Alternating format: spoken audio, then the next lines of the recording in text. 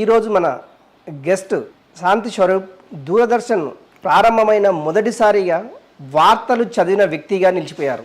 వారితో మాట్లాడి ఎలా జరిగింది వాళ్ళ జర్నీ తెలుసుకునే ప్రయత్నం చేద్దాం. సార్ నమస్తే అండి. నమస్కారం. చెప్పండి సంజీవ్ గారు, చాలా సంతోషం.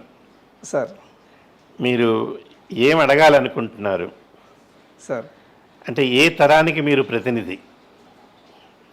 ఎందుకంటే వార్తలు ప్రారంభమై 40 ఏళ్ళైంది. సార్ దాంతో వార్తలు నాతోటే ప్రారంభమయ్యాయి. ఏ ఇయర్లో వార్తలు ప్రారంభమైంది? 1983 ఓకే నవంబర్ 14. ఓకే. దూరదర్శన్ ప్రారంభమైంది 1977 అక్టోబర్ 23. అప్పుడు మేము ముట్టలేదు. అవును, అందుకే అడిగాను ఏ తరానికి మీరు అని.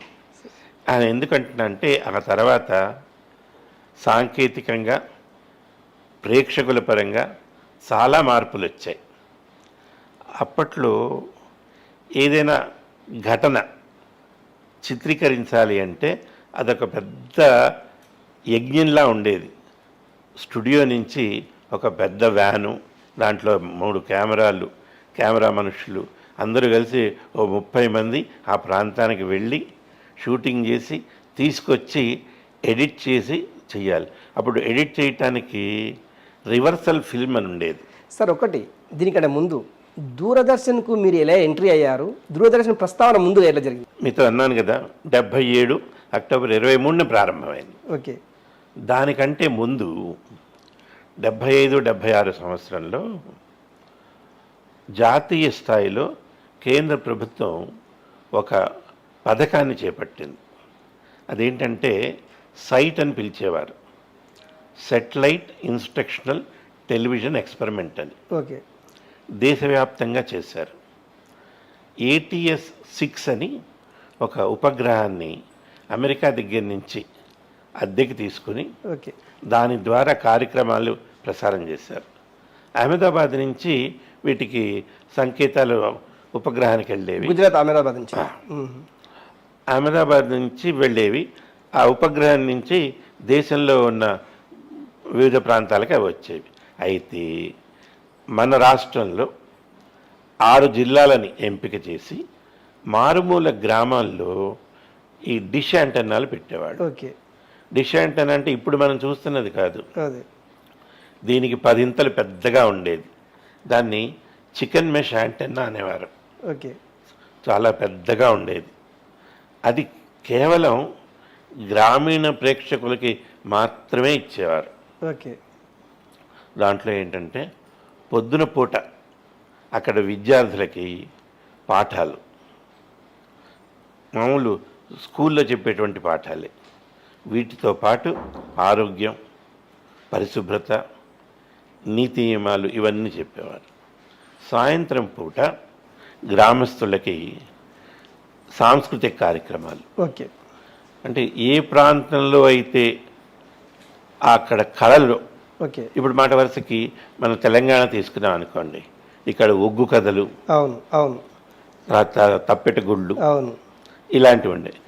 ఈ బృందాలన్నింటినీ తీసుకొచ్చి వాటిని రికార్డ్ చేసి ప్రసారం చేసేవాళ్ళు.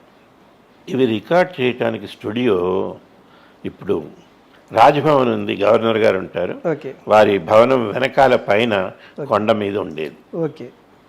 అక్కడ చేసేవాళ్ళు. అక్కడ స్టూడియో ఉన్నట్టు కానీ కళాకారులు ఇలా వచ్చి చేస్తున్నారని కానీ హైదరాబాద్లో ఎవరికీ తెలియదు. ఓకే. అది అంత రహస్యం ఏం లేదు, ప్రచారం లేదు, అవసరం లేదు. బృందాన్ని పిలిచేవారు, రికార్డ్ చేసేవారు, ఎడిట్ చేసేవారు, టేపులు అహ్మదాబాద్ వెళ్ళేవి చేసేవాళ్ళు.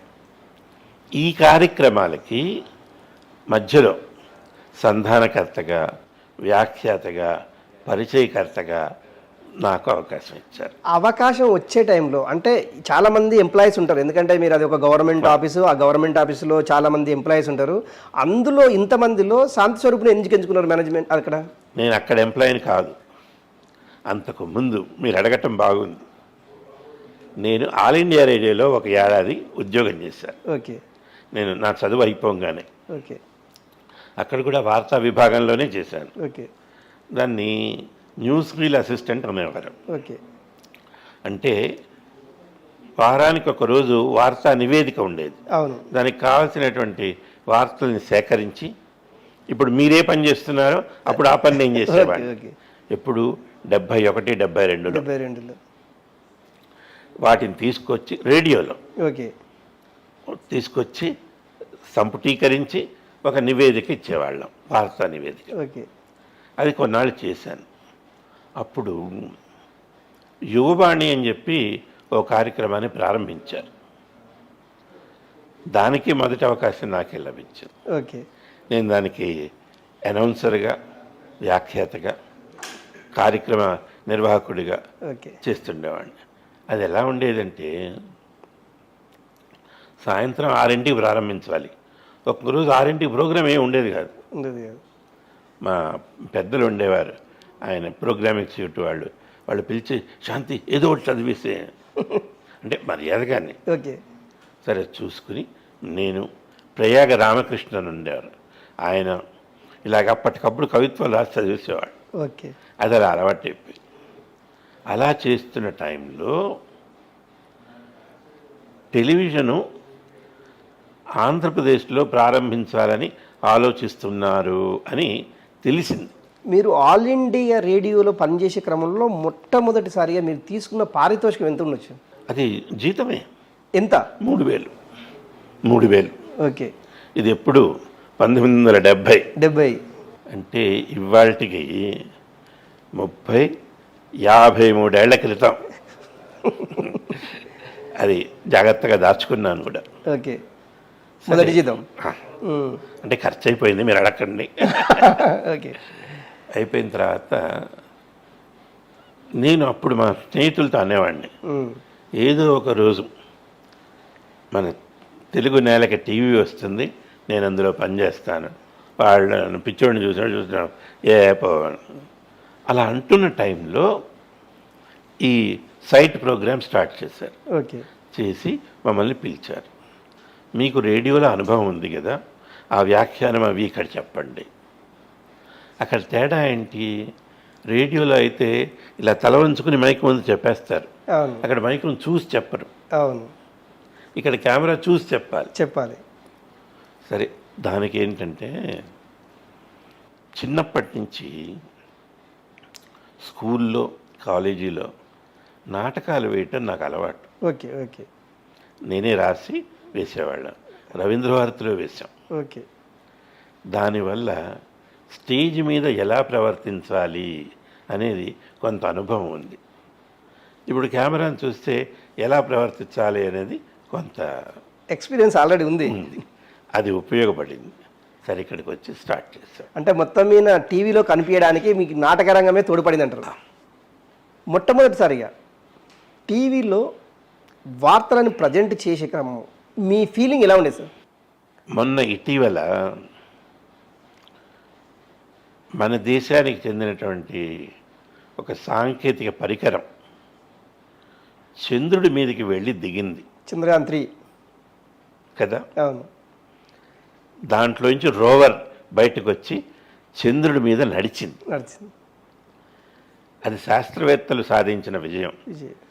అది నడుస్తుందా, ఇది అక్కడ చక్కగా దిగుతుందా? ఎందుకంటే అంతకుముందు ఒకటి విఫలమైంది. సెకండ్ మొత్తం ప్రపంచం సంగతి ఒక ఎత్తు, మనమందరం ఒక ఎత్తు. ఎంత ఉత్కంఠ, ఆతురత ఎదురు చూసాము. ఆ న్యూస్ కూడా అలా ఉండేది. ఎందుకంటే మీతో చెప్పాను, 77లో దూరదర్శన్ మొదలైంది, 83లో న్యూస్. ఈ 6 ఏళ్ళు నేను అన్ని ప్రోగ్రాములు చేశాను. అనౌన్సర్ చేశాను, ఇంటర్వ్యూలు చేశాను, డ్రామాలు వేసాం. కొత్త కాదు, కానీ అంటే నేను ఉద్యోగం ఇచ్చింది నాకు వార్తలకి. ఆ వార్తలు చదవటం అంటే ఇదిగా ఉండదు. అందువల్ల ఎలా ఆ రోజు 15 నిమిషాలు గట్టిగా 2 వార్తలు చదివేటప్పుడు 10 నిమిషాలు అయిపోయింది. బయటకు వచ్చేటప్పుడు మొత్తం స్టూడియోలో మా టెక్నికల్ స్టాఫ్ వీళ్ళు అందరు వచ్చి ఒక పండగ అన్నమాట. అది ఇప్పటికీ మర్చిపోం. మీతో కోట శ్రీనివాసరావు, మిగతా అంటే కొంతమంది మీతో కలిసి వర్క్ చేశారంట. వాళ్ళు వర్క్ చేయటం అన్న పదం సరైనది కాదేమో అని నా అభిప్రాయం. ఏంటంటే అప్పుడు ప్రభుత్వ పథకాలని ప్రజలకి పరిచయం చేయటం కోసం రకరకాల కార్యక్రమాలను రూపొందించేవాళ్ళు. వాటిల్లో ముచ్చట్లని, ఓకే. పరిచయాలని ఇలా ఉండేవి. ఇవేంటంటే ఒక చెట్టు సెట్ వేసేవారు, దాని కింద రచ్చబండని వేసి వీళ్ళు కూర్చునేవారు. దీంట్లో కోట శ్రీనివాసరావు గారు, సుబ్బరాయ శర్మ, దేశరాజ్ హనుమంతు, తర్వాత చంద్రశేఖర్, ఓకే. తర్వాత సుదర్శనం గారు, ఇలా పెద్దవాళ్ళందరూ కూడా, అంటే ఇవాళ పెద్దవాళ్ళు, ఓకే. అప్పుడు చిన్నవాళ్ళు. మరి ఇది ఎప్పుడో 30 ఏళ్ల కిందట. అవును. అప్పుడు కోట శ్రీనివాసరావు స్టేట్ బ్యాంక్ ఆఫ్ ఇండియాలో క్లర్క్గా పనిచేసేవాడు. ఓకే. తర్వాత రోహిణి కుమార్ అని ఒక ఆయన ఉన్నాడు, భావనాచారిని. ధర్మవరం సుబ్రహ్మణ్యం కూడా. ధర్మవరం సుబ్రహ్మణ్యం కూడా ఆయన తర్వాత వచ్చాడు, ఓకే. ముందు రాలా. ఆ. ఆయన రావటం మా వ్యవసాయ కార్యక్రమాలకి వ్యాఖ్యానం రాయటానికి వచ్చాడు. ధర్మవరం సుబ్రహ్మణ్యం. ఓకే. అలా వచ్చిన మనిషి మెల్లిగా తను కూడా స్క్రీన్ మీద కనబడటం. ఓకే. అంటే భగవంతుడు వీళ్ళందరికీ స్వతహాగా నటించే శక్తి ఇచ్చాడు. ఓకే. చక్కటి భాష, ఓకే. మొహం పలుకుతుంది. ఓకే. అందువల్ల వీళ్ళు మెల్లిగా ప్రయత్నం చేస్తూ నటనలోకి, అక్కడి నుంచి వీళ్ళందరూ అలా వచ్చిన వాళ్ళు అనమాట. అంటే ఆ తర్వాత భానుప్రకాష్ అని ఒక ఆయన ఉండేవారు. Okay sir. ఆయన హెచ్ఎంటీలో పనిచేసేవారు, ఆయన వేశారు. ఓకే. ఇలా చాలామంది. ఓకే. ఆ తర్వాత కొంతమంది, ఈయన రాళ్లపల్లి, తనికెళ్ళ భరణి. ఓకే. ఇంకోటి ఏంటంటే అప్పట్లో ఈ తల్లావజ్జల సుందరం అని కూడా ఉండేవారు.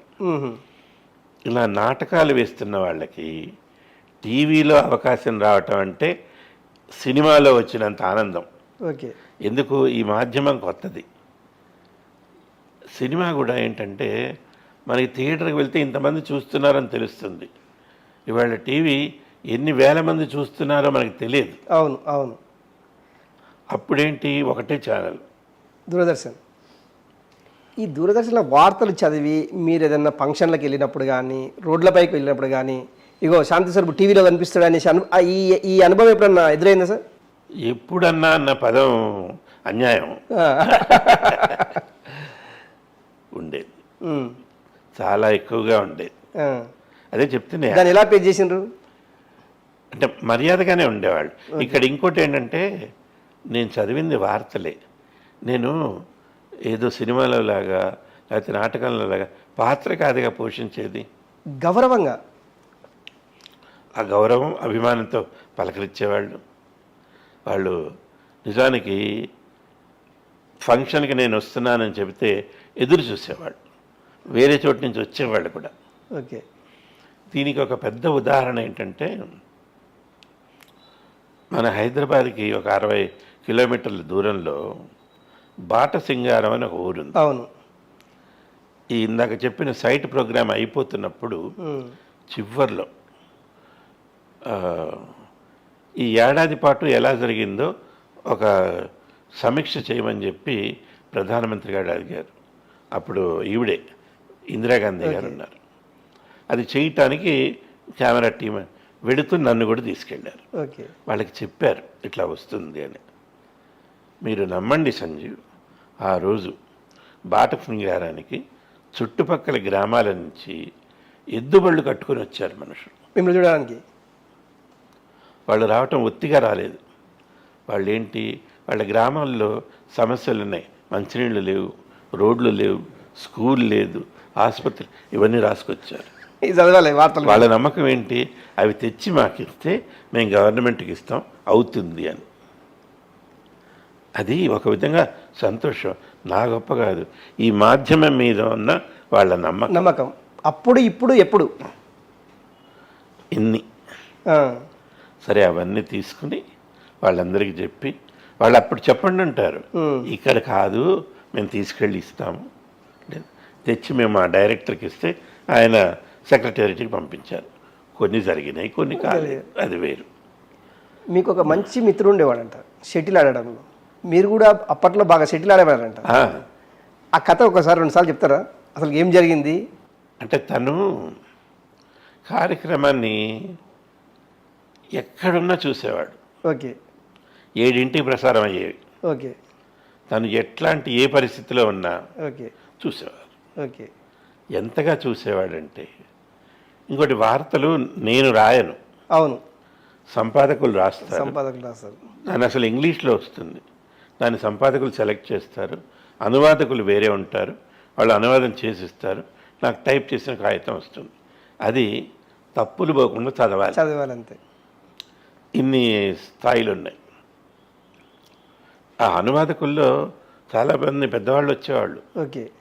ఇవాళ మన ఆంధ్రజ్యోతి ఎడిటర్ ఉన్నారా, శ్రీనివాసరావు, వేమూరి రాధాకృష్ణ, అప్పుడు ఆయన వచ్చేవాడు.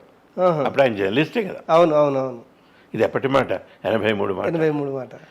పిఎస్ఆర్ ఆంజనేయ శాస్త్రి, అవును, పన్యాల రంగనాథరావు, అవును, తర్వాత సోమేశ్వరరావు, వీళ్ళందరూ పెద్దవాళ్ళు. ఓకే. అంటే ఇప్పుడు చాలామంది వెళ్ళిపోయారు. అవును, ఎందుకంటే అప్పుడే పెద్దవాళ్ళు వాళ్ళు. అవును. వీళ్ళు చేకూరి రామారావు, ఆయన లింగ్విస్టిక్ ప్రొఫెసరు, ఆయన ట్రాన్స్లేషన్కి వచ్చేవారు. ఓకే. వచ్చి చక్కగా చేసి అవి ఇచ్చిన కాగితం మేము చదివేవాళ్ళం. ఓకే. ఈయన ప్రతి వార్తని కొన్ని సందర్భాల్లో రికార్డ్ చేసుకున్నాడు. ఓకే. ఓ 2 రోజులు పోయిన తర్వాత నాకు చేసేవాడు, మీరు ఫలానా రోజు ఇలా చదివారు, ఫలానా రోజు.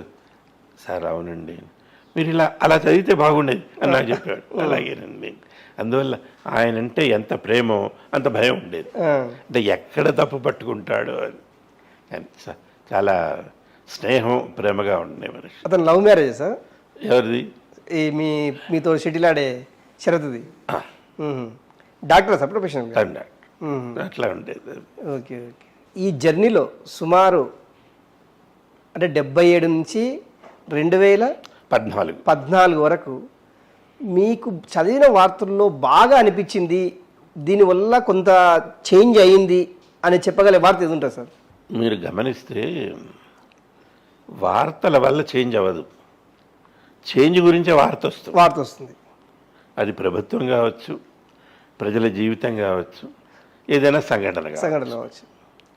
కాకపోతే కొన్ని సంఘటనలు చదివినప్పుడు ఎందుకు గుర్తుండిపోతాయంటే, 77 నవంబర్లో ఉప్పెన వచ్చింది, దివి తాలూకా. అప్పటికి మీరు ఇంకా చిన్నపిల్లలు. అవును. కొన్ని వేల మంది మృత్యువాత పడ్డారు. ఓకే. కృష్ణా జిల్లా ఊళ్ళు కొట్టుకుపోయాయి. అసలు చెప్పలేం అంతటి బీభత్సం. దాన్ని మా కెమెరా మిత్రులు ఏ రోజుకి ఆ రోజు చేసి చూపించారు సార్. అక్కడికి వెళ్ళి ఇంత లోతు నీళ్లల్లో, అప్పుడేంటి మీతో అన్నాను, అవి రివర్సల్ ఫిలిం. ఆ ఫిలిం ఆర్ఎక్స్ ఇది ఉంటుంది, ఇంత పెద్దగా ఉంటుంది, ఆరిఫ్లెక్స్.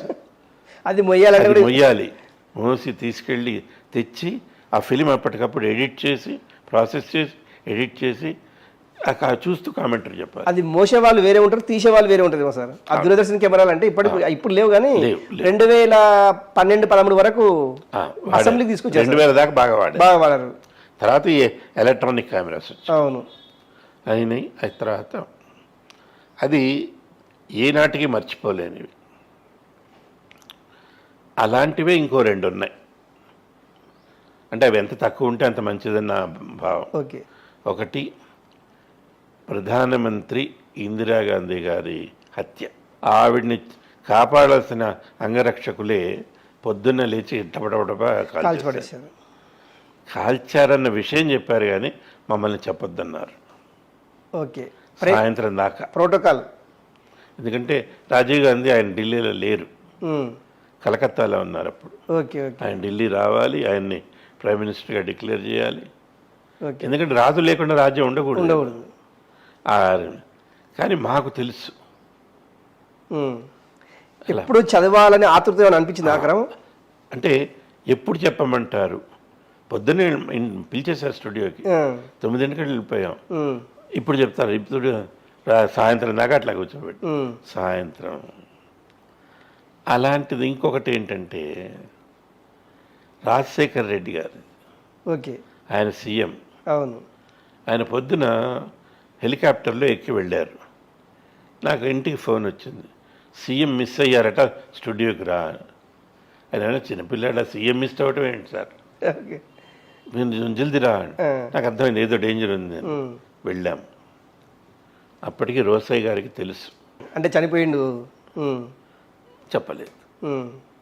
మాకు ఎక్కడ న్యూస్ రూమ్లో కూడా మాట్లాడొద్దు, ఓకే, ప్రమాదం జరిగింది పరిశీలిస్తున్నారు, వీళ్ళు వెళ్ళారు, వాళ్ళు సాయంత్రం కానీ చెప్పలేదు, అది తేలేదాకా. సార్ అంటే ఒకటి అప్పుడు అంటే ఇందిరాగాంధీ అది హత్య కాబడిన పీరియడ్ వేరు, రాజశేఖర రెడ్డి అది హెలికాప్టర్ ప్రమాదం వేరు. ఎందుకంటే ఇప్పుడు మీడియా బాగుంది సార్, అప్పుడు లేదు.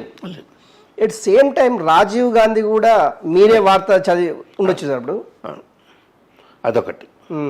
అది పెరంబదూరులో ఆయన్ని హత్య చేశారు. దానికి వెనకాల ఏంటంటే ఆయన ఢిల్లీ నుంచి వస్తూ ఉంటే విశాఖపట్నం వెళ్ళారు. విశాఖపట్నంలో ఫ్లైట్ ఇది ఇబ్బంది వచ్చింది, దిగి అక్కడ గెస్ట్ హౌస్కి వెళ్ళాడు ఈయన. ఆయన వెంబడి ఈయన వి హనుమంతరావు వీళ్ళందరూ వెళ్ళారు. ఆయన ఎప్పుడు ఆయనతోటే ఉండేవాడు ఈయన హనుమంతరావు. అక్కడ వీళ్ళు గెస్ట్ హౌస్కి వెళ్ళిన తర్వాత అక్కడే ఉంటామన్నారు. అంత లోపల సార్ ఫ్లైట్ బాగైంది పదండి అన్నాడు. అది విధి అలా పిలిచింది. మళ్ళీ రిపేర్ అయిన ఫ్లైట్లో వీళ్ళు ఎక్కి వెళ్ళారు. వీళ్ళు ముందు వెళ్ళిపోయారు, హనుమంతరావు వీళ్ళంతా వీళ్ళ తర్వాత వెళ్ళారు. వీళ్ళు అక్కడికి వెళ్ళి దిగి వెళ్తూ ఉంటే వీళ్ళు ఉన్నారు కదా, ఆ నళిని వాళ్ళు, రాజు, వీళ్ళంతా అంటే టీమ్. అవును అవును, కోర్ టీమ్. అంటే ఈయన మీద అటాక్ చేయాలి అనుకున్నాడు. వాడు 3 చోట్ల ప్రయత్నం చేశారు. అవును, చివరికి ఆ పెరంబదూరులో దీంట్లో అదేంటంటే మానవ బాంబు. వాళ్ళు డెల్టా అని ఒక సినిమా ఉంది, దాన్ని చూసి చేశారట. దాంట్లో ఇలాగే ఉంటుంది. అంటే అందులో దండ వెయ్యదు, తీసుకెళ్ళి ఆయనకి బుకే ఇస్తుంది, ఆ బుకేలో బాంబు ఉంటుంది. ఎందుకు చెప్పానంటే మనిషికి మంచి కంటే చెడుని చెప్పడంలో ఉపయోగపడింది. మనం మంచి కూడా చెప్తున్నాయి, సినిమాలు చెప్తాయి, డాక్యుమెంటరీలు చెప్తాయి, ఇదిగో ఇలా ఉండాలి, అదొక సామెత ఉంది కదా, మంచి కంటే చెడు నీళ్ల మీద నూనెలాగా త్వరగా వ్యాపిస్తుంది అలా. కానీ ఇందాక మీరు అన్నట్టు ఇవాళ మీడియా బాగా పెరిగింది కాబట్టి ఏదైనా ఒక మంచి విషయం చెప్పాలి అంటే ఇదివరకు అంత శ్రమ అక్కర్లా, 5 నిమిషాల్లో ప్రపంచం అంతా తెలుసు, సెకండ్లు. ఇవాళ ఇంకోటి చూడండి, ఎక్కడైనా ఏదైనా సంఘటన జరిగితే మనందరం వెళ్ళక్కర్లేదు, అక్కడున్న పిల్లలు సెల్ ఫోన్లో తీసి అప్లోడ్ చేస్తున్నారు, అది వెంటనే వస్తుంది. ఇప్పుడు మీరు మీడియా ఆఫీస్లో కూర్చొని అలాంటివి చూసి మీరు తీసుకుని మీరు చూపిస్తారు. అది వాళ్ళు ఇచ్చిన సమాచారం నెక్స్ట్ నిమిషానికి వార్త అయిపోతుంది. అది సంతోషం కదా. అంటే ప్రపంచం అంతా కూడా అట్లా నిఘా మీద ఉంది. సరే, జరిగేవి జరుగుతాయి, అది వేరు, మంచి కూడా జరుగుతుంది. సార్ ఎప్పుడన్నా మీ పిల్లలకు, అంటే మీరు న్యూస్ రీడర్గా ఉన్నారు, మీకు ఒక మంచి గుడ్ విల్ ఉంది, ఉమ్మడి ఆంధ్రప్రదేశ్లో కానివ్వండి, ఒక 2-3 పక్క రాష్ట్రాల్లో కానివ్వండి, మీ పిల్లల్ని ఎప్పుడు న్యూస్ రీడర్గా చేయాలని మీ కోరిక ఉన్నదా, లేకుంటే వాళ్ళకి ఇంట్రెస్ట్ ఏమైనా ఉండేనా సార్ ఈ విషయంలో? వాళ్ళిద్దరికీ అస్సలు ఇంట్రెస్ట్ లేదు న్యూస్ అంటే. అంటే మా దంపతులు ఇద్దరం దూరదర్శన్లోనే ఉన్నాం కదా. అవును అవును, తను కూడా నాతో పాటు అనౌన్సర్గా చేసేది. అవును, సరే అప్పుడు తను ఇప్పుడు లేదు, దేవుడి దగ్గరికి వెళ్ళిపోయాను. వాళ్ళకి మాత్రం ఇంట్రెస్ట్. చిన్నపిల్లలుగా వీళ్ళు ఉన్నప్పుడు వాళ్ళని తను ఒకసారి స్టూడియోకి తీసుకొచ్చేది, ఎప్పుడు పోదాం అంటే వాళ్ళకి ఏం ఇంట్రెస్ట్. అదంతా అంటే చేసేటప్పుడు చాలా కృతకంగా ఉంటుంది, అవును, ఆర్టిఫిషియల్గా ఉంటుంది. ఎగ్జాక్ట్లీ. సరే, అది వాళ్ళకి నచ్చింది. వాళ్ళిద్దరు కూడా ఐఐటి చదువుకున్నారు, పాస్ అయ్యారు, అమెరికా వెళ్ళారు, అక్కడ పెద్ద ఉద్యోగాల్లో ఉన్నారు. రెండో వాడైతే పిహెచ్డి చేశాడు సెమీ కండక్టర్స్లో. సరే, వాళ్ళ జీవితంలో ఇంతకంటే ఎక్కువ సాధించాలి, అది నేను కోరుకునేది. అంటే ఇది తక్కువని కాదు, ఇంతకంటే ఎక్కువ బెటర్మెంట్గా ఉపయోగపడేది. మీరు చాలామందితోటి కలిసి పనిచేశారు, మీతో కలిసిపోయిన వాళ్ళు చాలా చాలా పెద్ద పెద్ద హోదాల్లో ఉన్నారు. మీరు అన్నారు ఇప్పుడు కోట శ్రీనివాసరావు, రకరకాల వాళ్ళు ఎప్పుడన్నా సందర్భం వచ్చినప్పుడు మీకు ఆలోచించినప్పుడు వాళ్ళతో ఇప్పుడు మాట్లాడే ప్రయత్నాలు అంటే ఉట్టిగా ఎలా ఉండు కాలక్షేపం కోసం నిజానికి అంటే ఎవరి జీవితంలో వాళ్ళు పరిగెడుతున్నారు. అవును, ఆగి కూర్చుని కబుర్లు చెప్పుకునేంత ఓపిక లేదు, సమయం లేదు. కాకపోతే ఆ అభిమానం, ప్రేమలు ఉన్నాయి. ఓకే. ఒక ఉదాహరణ చెప్తాను. డాక్టర్ మాడభూషి శ్రీధర్ గారు అని ఉన్నారు. అవును. ఆయన జాతీయ సమాచార కమిషనర్గా చేశారు. ఆయన ఒకప్పుడు మామూలు అడ్వకేట్. అవును. వారి మేనమామ గారు శ్రీనివాసాచారి గారు అని ఉండేవారు సార్ ఇక్కడ బరకత్పురాలు. ఓకే. నాకేదో పనిపడి ఆయన దగ్గరికి వెళ్ళాను. ఇది ఎప్పటి మాట అండి, 71. అబ్బా. అయితే అక్కడ మా శ్రీధర్ ఉన్నాడు. ఆయన కూర్చొని అప్పుడే టీవీ మొదలవుతున్నది కదా, చూసి సార్ మీకు ఏమైనా కావాలంటే నేను చేసి పెడతా అండి. అయ్యో సంతోషం. ఈయన మాకేదో ఒక పేపర్గా తను కూర్చొని టైప్ చేసేవాడు. ఓకే. సరే, అప్పుడు నేనేం అనుకోలేదు ఈయన రోజు కమిషనర్ అవుతాడు. సరే, చాలా చాలా ఆత్మీయంగా మాట్లాడతాడు. ఓకే. మనస్ఫూర్తిగా నటించడు. ఓకే. వాళ్ళందరూ అంతే. ఆయన శ్రీనివాసాచారి గారు, మన శ్రీధరు, వాళ్ళ సిస్టరు, అందరు కూడా. సరే, నా పని అయిపోయింది, ఏదో హెల్ప్ చేశారు. ఆ పని అవ్వటానికి ఒక ఏడాది పట్టింది. ఒక 4-5 సార్లు కలిసేవాళ్ళం. తర్వాత ఏంటంటే శ్రీధర్ అప్పుడప్పుడు స్టూడియోకి వచ్చి ట్రాన్స్లేషన్ చేసేవాడు. ఓకే. న్యూస్. సరే, అక్కడ అంటే మనిషి మంచితనం ఎలా ఉంటుందంటే, వీళ్ళు 10 ఐటమ్స్ చేస్తారండి. ఒకసారి న్యూస్లో ఐటమ్ ఉండదు, తీసేస్తారు. మీకు అది అనుభవం. అవును. ఆయన ఐటమ్ ఉండి చదివితే న్యూస్ అయిపోగానే బయట రాగానే, శాంతి గారు నా ఐటమ్ చదివారండి అనేవారు. నాకు నవ్వొచ్చేది. సార్ అది మీ ఐటమ్ ఏంటి, వార్త నేను అనేవాడిని కాదు, లోపల అనుకునేవాడిని. కానీ అంటే ఆయన తృప్తి, నేను రాసింది శాంతి స్వరూప్ చదివాడు, సంతోషం అండి. అట్లా అయిపోయింది. సరే, ఆయన తర్వాత ఇక్కడ కమిషనర్ అయ్యాడు. ఇక్కడి నుంచి ప్రమోషన్ వచ్చి ఢిల్లీకి వెళ్ళాడు.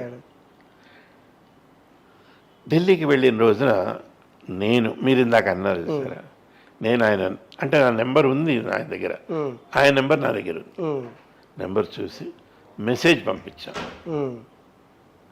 చాలా సంతోషం, మీరు చేయాలి, you should make a history in this post అని. వెంటనే అక్కడి నుంచి ఫోన్ చేశాడు.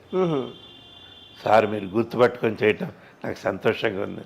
అయ్యో అదేంటండి, నేను హైదరాబాద్ వచ్చినప్పుడు మిమ్మల్ని కలుస్తాను, ప్లీజ్ తప్పకుండా, మీరు గుర్తుపెట్టుకున్న సంతోషం. సరే, అది పోస్ట్ 3 ఏళ్ళలో ఎంత ఉంటుంది. అయిపోయింది. వెనక్కి వచ్చిన తర్వాత ఫస్ట్ డే ఇంటి నుంచి ఫోన్ చేశాడు. శాంతి ఎట్లా ఉన్నారు? బాగున్నా, నాకు బరువు అంతా తగ్గిపోయిందండి అన్నాడు. ఏంటి? అక్కడ ఉంటే అఫీషియల్గా అంతా ప్రెషర్స్ ఉంటాయండి, ఇప్పుడు ఏం లేవు, మీతో వచ్చి హాయికి వచ్చి మాట్లాడచ్చు అన్నాడు. రండి మాట్లాడు. 83 నుంచి అంటే మీరు వార్తల్లో చదివేటప్పటి నుంచి అంటే సుమారుగా ఒక 5 మంది ముఖ్యమంత్రులు.